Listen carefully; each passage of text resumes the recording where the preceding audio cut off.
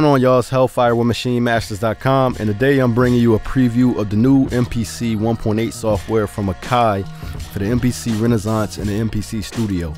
Now, a few months ago, Akai released the MPC 1.7 update, which was a huge update for the MPC community, which brought a lot of new features and a lot of workflow enhancements. Now, MPC 1.8 may not be as huge of an update as 1.7 in terms of the amount of features that are included, but in terms of the impact that the features that are included will have on your workflow, I think 1.8 is going to be a much bigger update than 1.7 was for a lot of people, and I think a lot of you guys are going to agree with me once you actually get your hands on it and use it.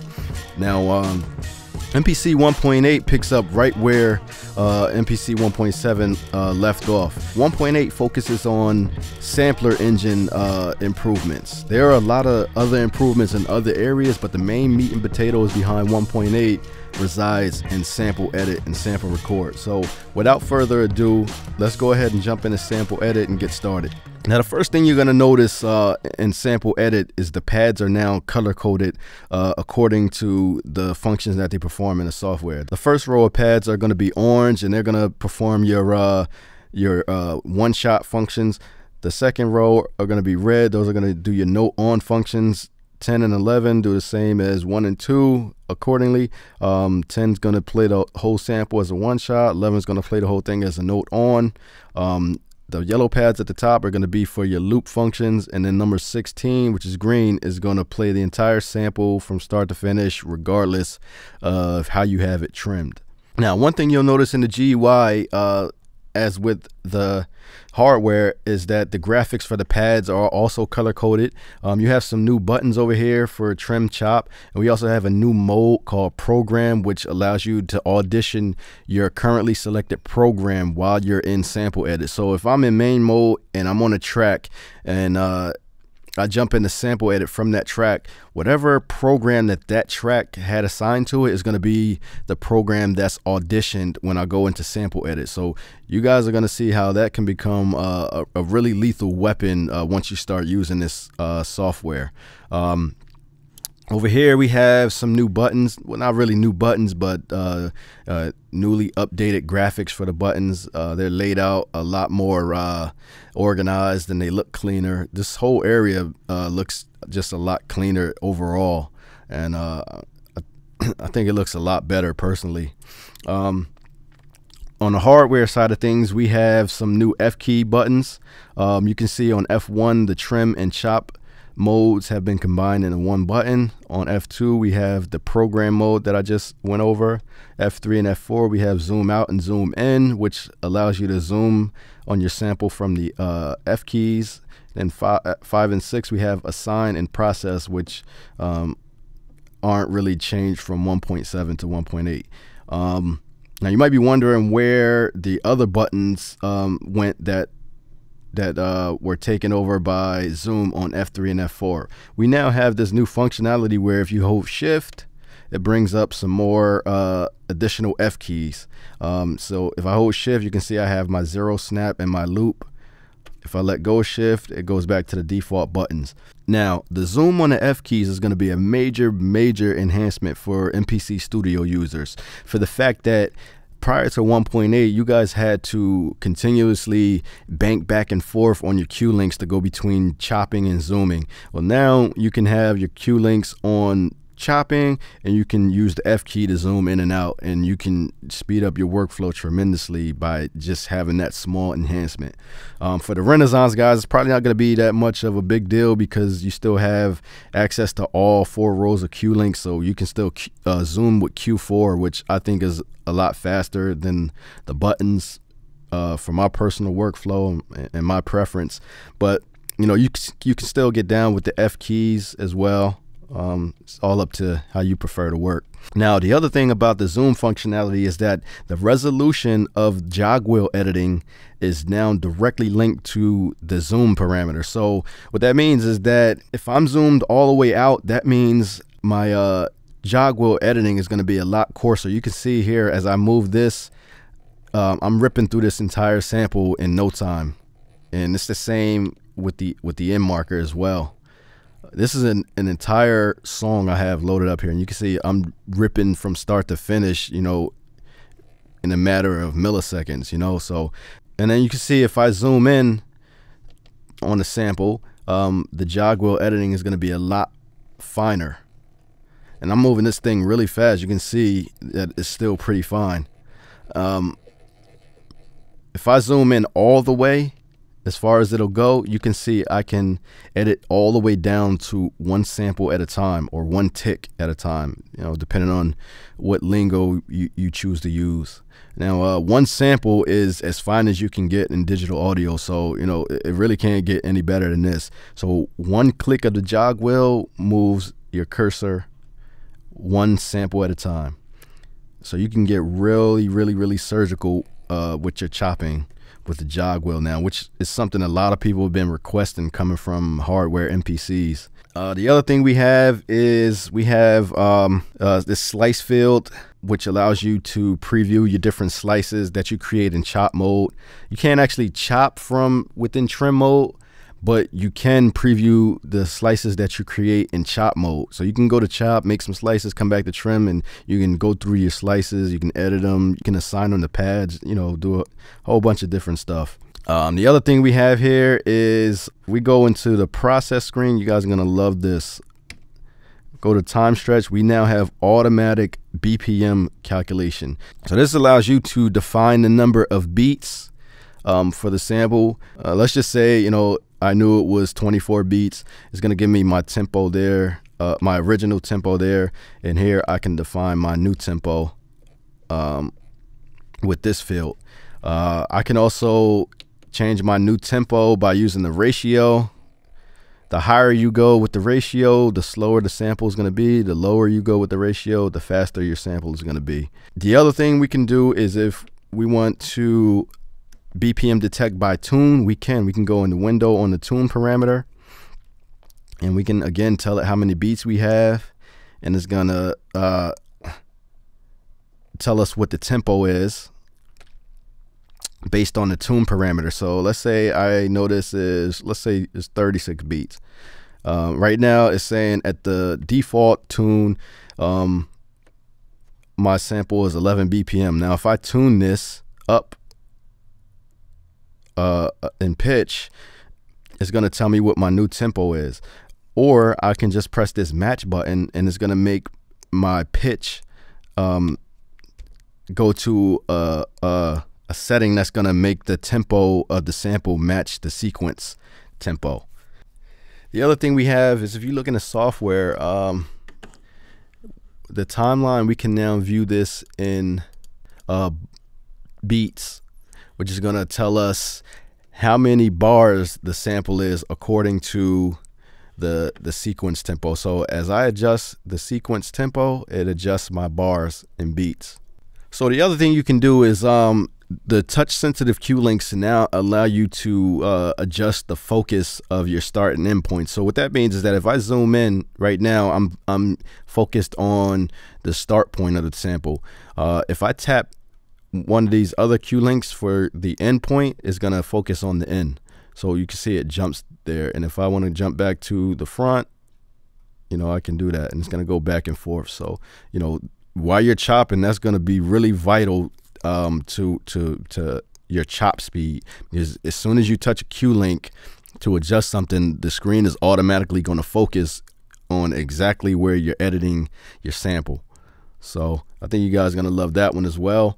Now, without further ado, let's get into one of the most anticipated features I think in MPC history, and probably why you guys are watching this video to begin with, and that's non-destructive chopping. So in 1.8, the entire sample engine is completely non-destructive. So that goes for sample copying, sample chops, assigning slices, everything is completely non-destructive. So if I take this sample and I make, you know, a whole bunch of copies of it, no matter how many copies I make, all those copies are still going to refer back to only one file on my hard drive, and I'll show you that later. Right now we're in trim mode, and like I told you before, the trim and chop buttons are now combined into one button. So if I toggle F1, it's going to take me into chop mode. So what I can do in here is we now have manual chopping. If I change this, I still have all my other chop modes, which you guys should be familiar with already. So I want to talk about manual mode. So right now we have no slices because we just have the sample. We just came into it. We got these two modes. It's going to play the sample back. The orange one is going to play my selected slice. The other one is going to play the entire sample. So to start adding slices, we want to use this new Q field here. So this moves a Q marker. You can see it moving across the screen on the hardware and the software. Wherever I place this and press F6, it's going to add a slice. You can see that first slice has a 1 on it at the top on the red flag. I'll move it again. It's going to add another slice there. Wherever you put it, it's going to add a slice. All right, so let's take those out. Now, if I want to chop this in real time, I can also do that.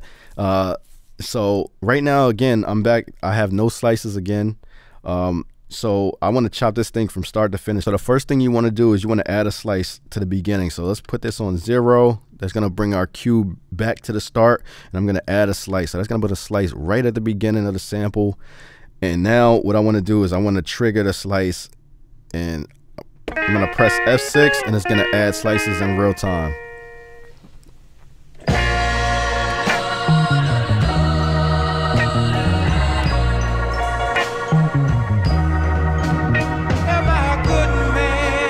Let's say this section I don't want anything, I can stop. Sample will still go on. Now I want to jump back in here and add some more.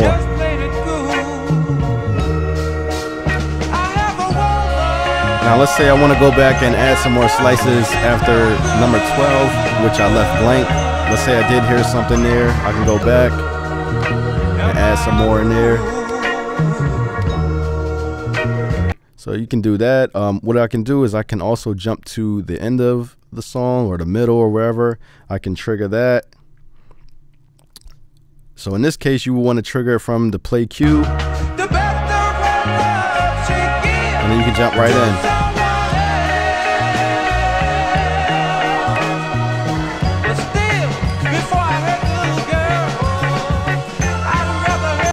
Play cue is obviously going to play back from wherever the cue marker is. You can also adjust the cue marker with Q15. This is going to be a fine adjustment. So if you want to jump around really quickly, you're going to want to use the jog wheel instead. And remember, the jog wheel for this marker is also based on zoom. So the farther you zoom in, the more fine it's going to be. Zoom out, it's going to be a little bit more coarse. All right, so that's going to be a real handy addition. Now let's say we want to convert this to some to a program or something. So we're gonna press shift, and that's gonna bring up some more F key functions. So we have our one shot, we have our zero snap process, which we can process the individual slices destructively though, but it doesn't actually create new files. It just overwrites the existing file. And then we have convert, we have clear all, we have remove slice. So before I convert it, let me show you remove slice. We can take a slice, just take slices out. Say I don't want that one, hold shift, remove slice. Don't want that one, shift, remove slice. If I don't want any of the slices, I want to start fresh, I would just hold shift, press clear all. It's going to bring me back to a fresh, clean slate. So let's go to convert, and you can see I have a bunch of new program conversion options. By default, it's going to be on non-destructive chopping, which is new programs using slices. Slices refer to non-destructive, and if you see samples, that refers to destructive. So by default, it's going to be slice type non-destructive slice, which is similar to JJOS style non-destructive chop, where it's going to have one sample with a whole bunch of slices embedded into the actual sample, and you can assign the different slices to the different pads and program edit, which I'll go over in a later video or briefly in this video. The other type we have is pad parameters, where in this case it's going to take a copy or a non-destructive copy of the entire sample for each slice, and it's going to spread it out on a pad. So here you can see I have about 26 slices or so. It's going to make a non-destructive copy of the entire sample for each slice and put it on the pads, and each pad is going to have the sample trimmed to according to how the slice is chopped in sample edit. Another convert to option we have is destructive chopping, which is new program with new samples. So as I mentioned, anywhere you see new samples, that means it's going to make a destructive copy of the actual audio file. So we have the standard options that we always have. This is pretty much unchanged since 1.0 to 1.7. We're going to have non-destructive assign slice to a pad, which is basically going to assign the selected slice to any pad that I want and any program that I want and any slice type that I want, whether non-destructive or pad parameters. And here we have destructive sample assign. This is going to extract the sample and make a new file out of it and put it on a pad. And then lastly, we have our trusty patch phrase, which is pretty much unchanged for 1.8. Now, before I convert this, I want to go over one more sample edit function, and that's scrub. So basically what we can do is we can go to our start or end point, press window, and here we have Q preview and slice preview. Q preview is basically going to scrub that Q marker that I told you guys about. Slice preview is gonna scrub your chops. So if I turn this on before, those are one option we have, and then we also have after and after. So I like to use after because it basically lets me preview how my slice is gonna sound on the pad. So let's zoom in here a little bit. Let's go back to this slice. So you can see as I move the qlink, it's going to give me a little preview of what my sound is going to sound like on the pad. And if I tap the qlink, you can see I can also audition that small clip, or I can hit the pad to audition how it's going to sound. So when I tap the qlink, it's basically giving me a preview of me hitting the pad. So it allows you to get really surgical, you know, with your slicing, and then the same thing goes for the Q.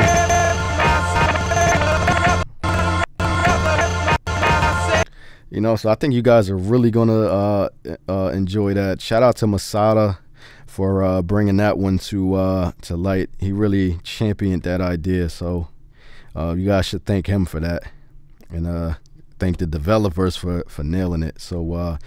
All right, now let's say I want to convert this to non-destructive slice program.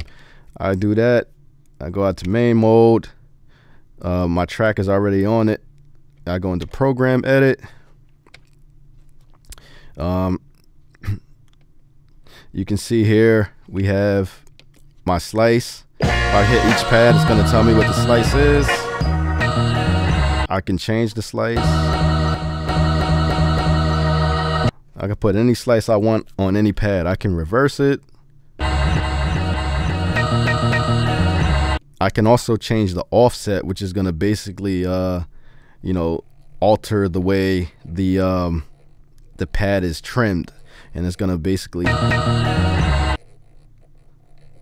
It's going to allow you to basically offset the timing of the sample. It's really good for drums, but I mean, you can use it on anything. So that you can go positive or negative. Negative is going to push the sample back. Positive is going to trim a little bit off and make it start a little quicker. Okay, we have a bunch of different sample nipples here, which gives you different functionality. So you can see this is a non-destructive slice program. You know, these are the options you get. If I were to convert that to pad parameters, I would have some different options. Let's go to main mode. We still have the offset, and you can see now the slice mode is set to pad. So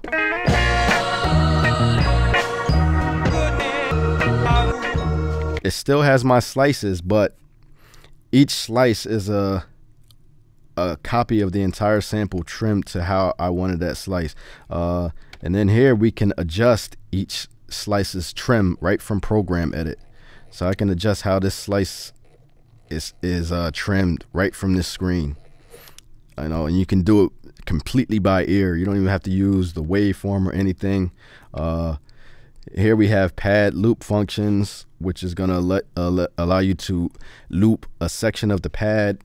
Like I said, I'll go into much more detail about this in an actual tutorial about chopping, but you know, for now, that's what you can do with these new features. Now, another really dope enhancement was added to chopping with the mouse. So you can see here, if I go over to chop mode with the mouse and I click on the bottom half of the waveform, it's going to audition the sample. Now, if I move a little bit above the halfway mark, it's going to give me a new tooltip for slicing. You can see it has a vertical line that shows you exactly where the slice is going to be inserted.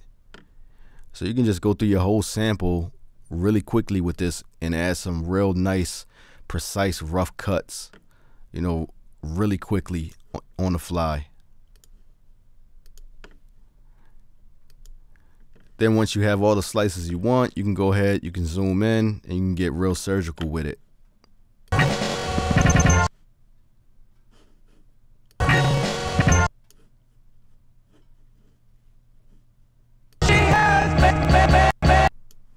So this should be a nice enhancement for the guys that's using the MPC software when they're away from the hardware. Now, one huge feature that's been extremely sought after since probably 1.0, probably one of the most anticipated features and requested features is none other than non-destructive pad copy. Shout out to the homie Knox Squared.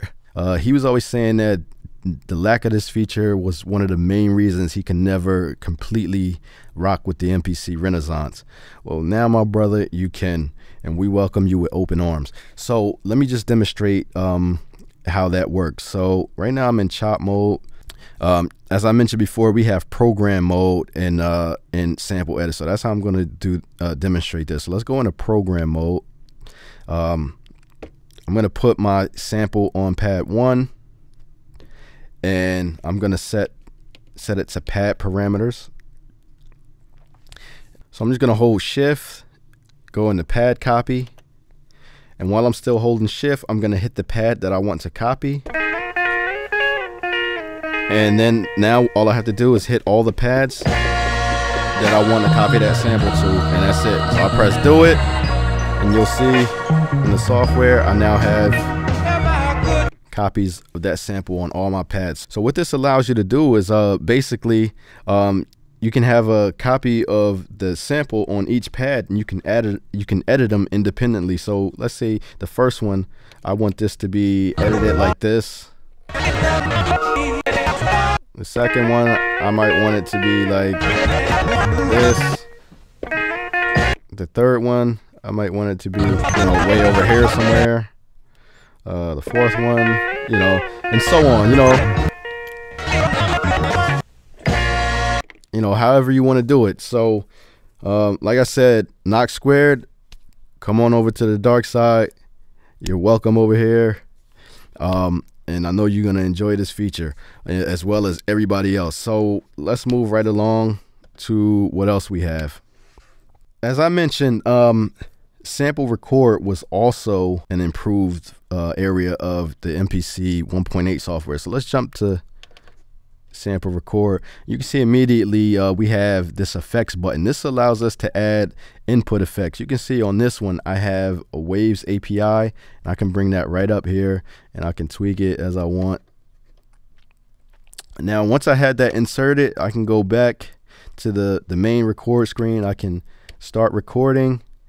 You can see it's going. If I go back into my plugin, I can tweak it as,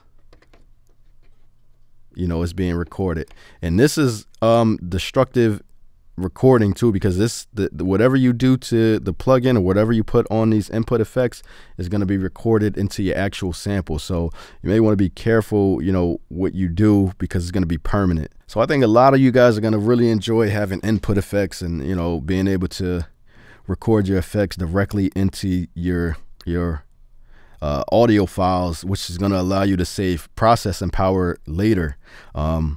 Of course, you can't go back and edit it, but, you know, it's still going to be something that's going to be fun to play with. Now, the other thing you're going to notice is on F1, we have two little modes here. The first one is the main sampler. The second one is a looper.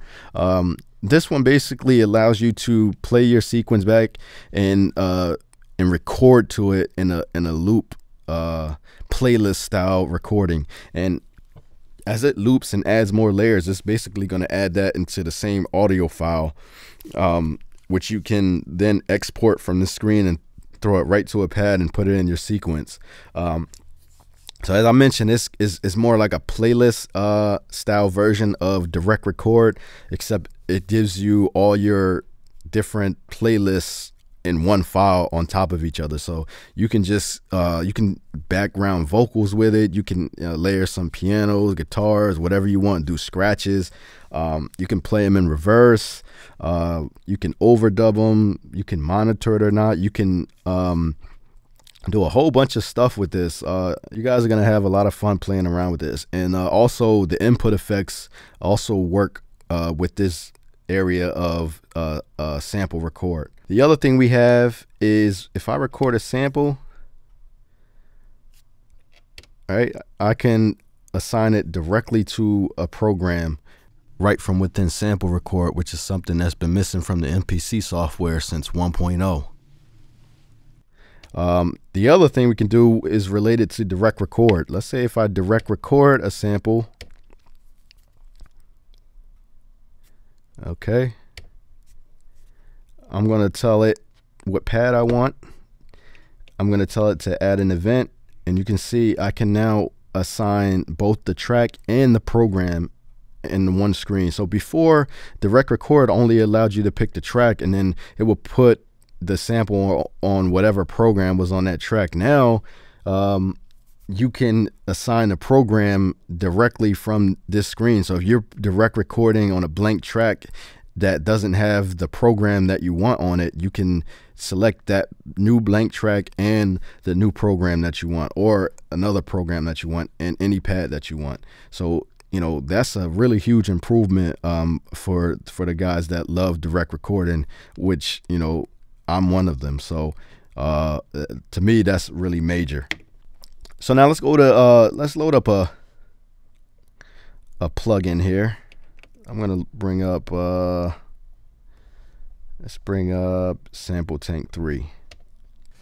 So I got Sample Tank loaded up. Let me just pick a sound real quick.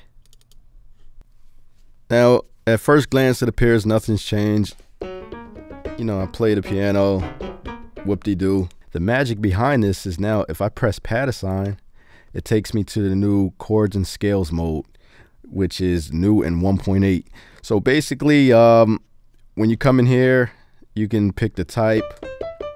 Right now it's just on notes, so it's gonna play, you know, just a single note at a time. But if I press F2, which is gonna put it on 135, is gonna play chords 135.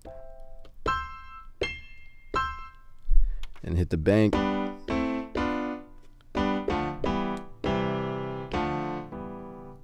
I can select minor or major.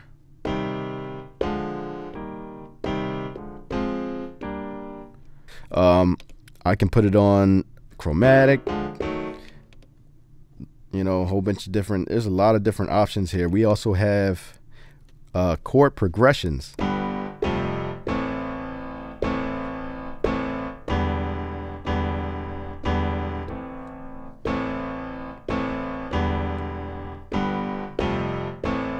You know, and it's a whole bunch of different chord progression styles you can choose from. You know, this allows you to really get down, you know, some ideas quickly. Even if you're And even if you are a piano player and you know how to play keys, this may allow you to get some stuff down that you might not have come up with on your own by playing naturally. So, you know, to me, that's where the main advantage of this mode comes in, is being able to come up with stuff that you probably wouldn't have thought of on your own, because there's a whole bunch of different chords and key progressions in here. So you can come up with some really good ideas really quickly. If I hold shift, it's going to give me a different version of that chord. Basically, when you hold shift, it's basically giving you the 1-4-5.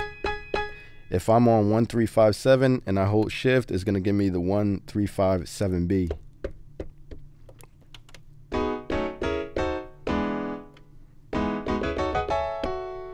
Okay, so moving right along. The other thing we have is from the hardware, we now have the ability to double your sequence really quickly. So if I press double, you can see it's going to go from 2 bars to 4 bars, double.